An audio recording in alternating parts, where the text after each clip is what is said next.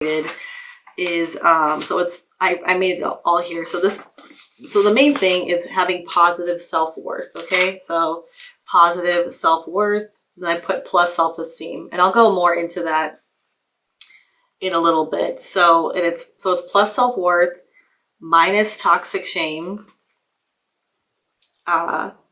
plus confidence plus goals. So these are bigger. The self-worth is bigger and the toxic shame is bigger because these are crucial, and without them you really have no leg to stand on. But so these are just kind of an addition.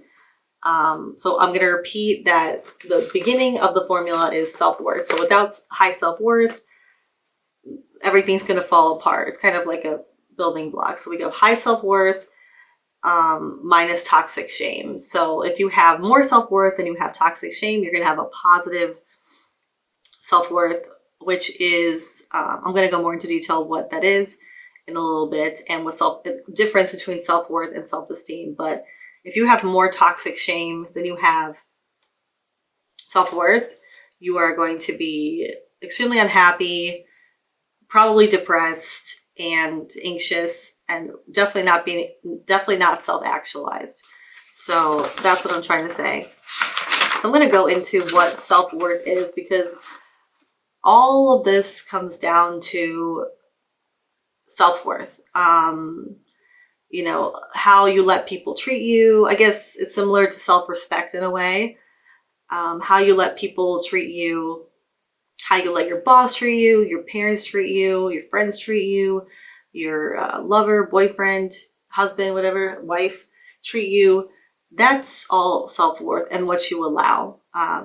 You know, sometimes we get along just to get along. I don't know what the phrase is, but when people treat you with disrespect and you kind of let it slide, that affects your self-worth, because we can't hide from ourselves at the end of the day. So I would say that self-worth and self-respect are synonymous in a way.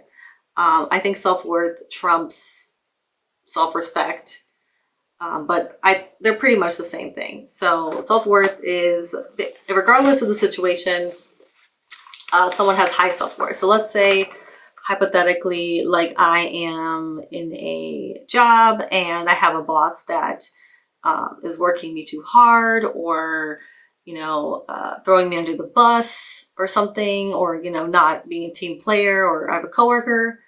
So I need this job. I need to pay my bills, my rent, and all that stuff. So at that time, I would probably look for a new job, or, you know, that's probably what I would do, look for a new job instead of, you know, rising to their level and, you know, changing my values to match theirs, or just sticking around and taking it without taking any action. A lot of inaction is just fear. So if you have a low self-worth, you're going to be in a really large amount of fear space.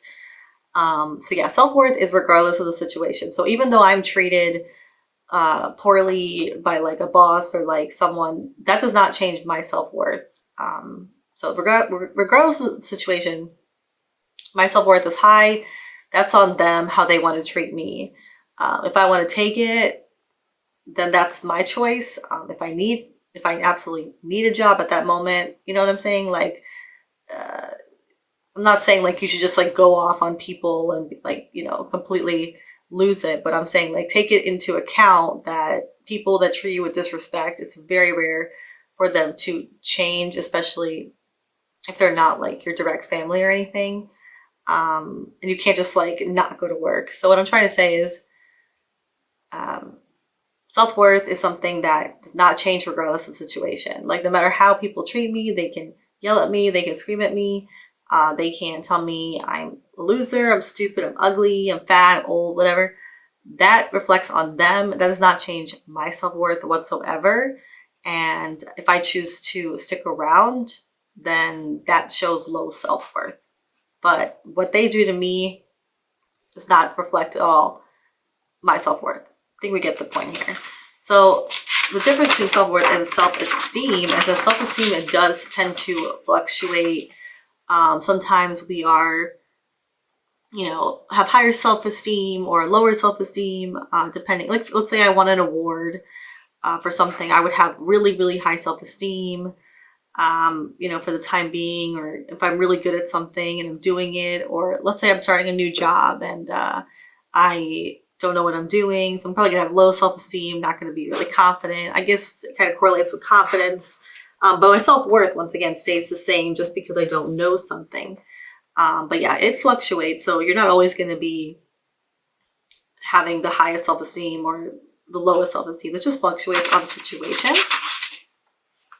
So once again, the higher your self-worth and self-esteem are, the less affected you are by external shame and external guilt, which is tied with shame.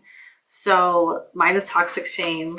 So a really good book I recommend to read is called Healing the Shame That Binds You by John Bradshaw.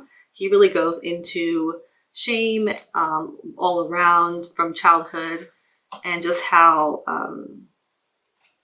it works in the family system, the self, just every aspect you could possibly go into for the shame. A really, really good book. But overall, shame is someone telling you, usually an authority figure, either your parents or your grandparents or like your boss or a teacher, saying that what you're doing is wrong and insulting you or abusing you, either emotionally or physically.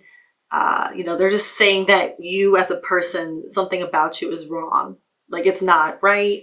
They're telling you to be normal, just kind of playing God in a way. Like they're saying like, oh, okay, well, this is how everyone else does it and you're doing it different, so you should be punished. That's shame. And there's, verbal shame, which is you're not good enough, you're not smart enough, like that's just a verbal abuse. And then there's, shaming as in you'll never be what you want to be. Really, like whenever anyone's like playing God, I don't know if you don't believe in God, or that's fine, but I'm just saying whenever someone is playing, like psychic, like they know the future, or they think they know it all, and that they think they're better than you just because they have authority. They have the right to put you down. So whenever someone's putting you down for who you are, what you look like, or your personality, that's shaming. So that's toxic. There's a good type of shame as well. So we do have some shame that is not toxic, which is, like the shame that I would feel if I did something unethical that does not match my ethics. Like if I do something that I find unethical or does not match my values, then I would feel shame. But toxic shame is shame that's put on us typically as a child.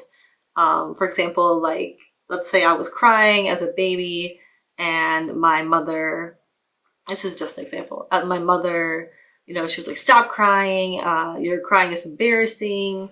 Or a lot of toxic shame is, men being told you shouldn't cry, you shouldn't show emotions, that makes you a woman or feminine and all that stuff. That's toxic shame. That's someone telling you like what you're doing is wrong when it's completely natural.